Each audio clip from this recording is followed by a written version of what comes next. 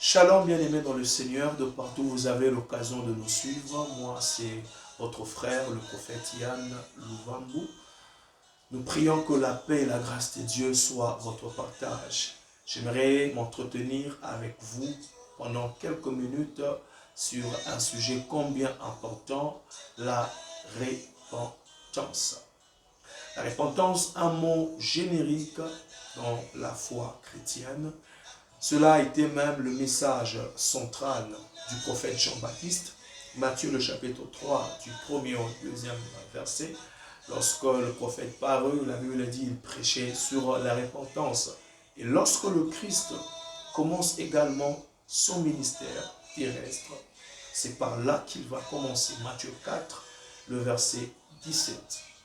Du grec, le mot repentance, c'est métanoïa, qui veut dire changement de mentalité. Changement d'opinion, changement de direction, c'est quelque chose de très important dans la foi chrétienne. Ça ne concerne pas que le nouveau-né, ceux qui sont nés aujourd'hui dans la foi, non. Le salut en Christ est un don, mais la sanctification est un processus de tous les jours que chaque enfant de Dieu doit être conscient de cela, être responsable par sa manière de vivre. Alors, j'aimerais m'entretenir avec nous sur quelques points importants pour vivre cette repentance. La première des choses, c'est la prise de conscience. Dieu est prêt à accorder à tout le monde son pardon, mais la prise de conscience ne viendra pas des dieux, mais elle doit venir de nous. Dès lors qu'on se reconnaît enfant de Dieu, l'Esprit de Dieu doit témoigner dans notre cœur que ce que nous avons fait est mal. Cette prise de conscience n'est pas soutenue par l'intelligence humaine, elle n'est pas soutenue par une philosophie, elle est soutenue par l'action de l'Esprit de Dieu. Ce qui veut dire que la prise de conscience de son péché est une preuve que la vie de Dieu est réellement vivante en toi. Deuxième chose, c'est la confession. Et lorsque nous confessons, nous devons citer nommément le mal que nous avons fait. Et aussi, il ne faudrait pas être grossiste en confessant. Autant nous péchons en détail, autant nous devons confesser en détail. Très important. Il ne faut pas généraliser la confession.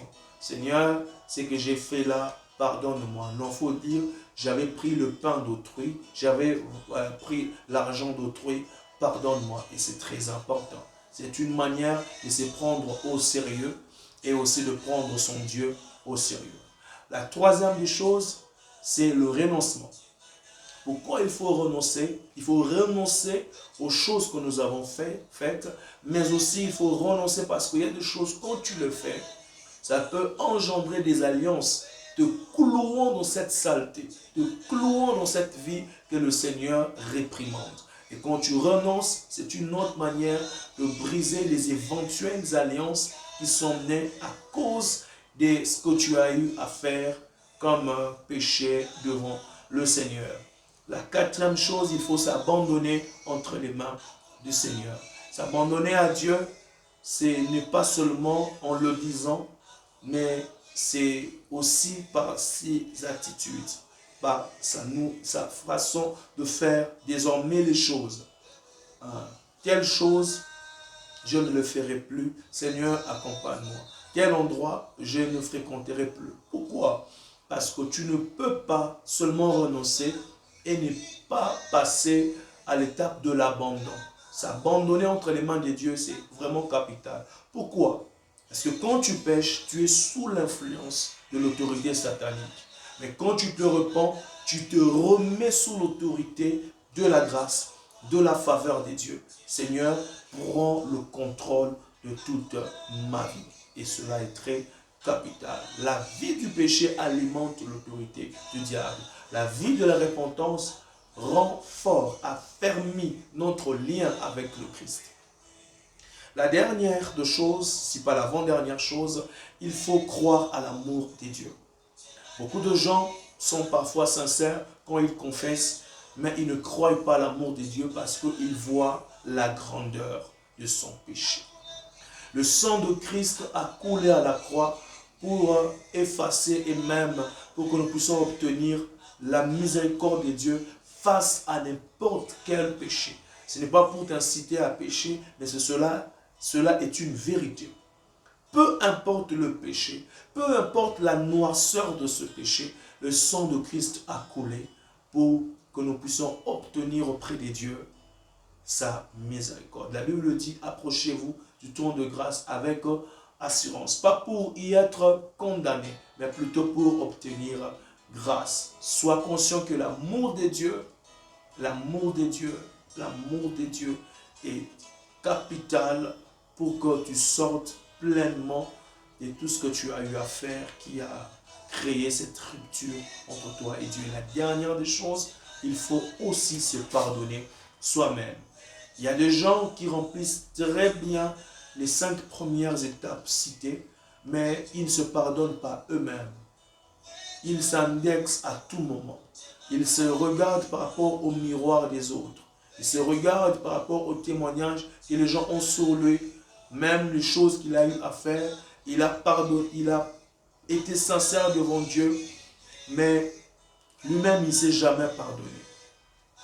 Ça, c'est très dangereux parce que cette vie-là engendre ce qu'on appelle la culpabilité. Il est important de pouvoir se pardonner aussi. Pourquoi? Parce que la culpabilité est une arme que le diable utilise pour nous emmener à récidiver dans les choses que nous avons faites, dans les péchés dans lesquels nous avons sombré. Et ça, c'est très important. Tandis que l'amour de Dieu est une arme qui combat même la culpabilité. La culpabilité te fera douter de ton identité en tant qu'enfant de Dieu, même en tant que serviteur de Dieu. Tu ne croiras même plus. Ça peut t'arriver de ne même plus croire à ton appel. Ça peut t'arriver même de douter aux promesses de Dieu, parce que ça emmène une autre manière, une manière biaisée de se voir. Pourquoi? Parce que quelque part, ta nature en tant qu'enfant de Dieu a été touchée par ce que tu as fait qui ne correspond pas à ce que tu es ou encore à ton identité. La culpabilité est démoniaque, mais être convaincu de son péché est divin. Le diable te culpabilise pour te maintenir dans ton péché, mais l'Esprit de Dieu te convainc de ton mal pour te ramener à Dieu. Peu importe ton mal, peu importe le péché que tu as eu à faire, aujourd'hui, le Seigneur veut que tu comprennes qu'il t'aime. Le plus grand je t'aime a été dit à la croix. Pas parce que quelqu'un avait parlé, mais parce qu'une œuvre avait été accomplie. La plus grande œuvre sur la terre, ce n'est pas l'œuvre d'un artiste, mais c'est l'œuvre de Dieu accomplie pour le salut de toute l'humanité.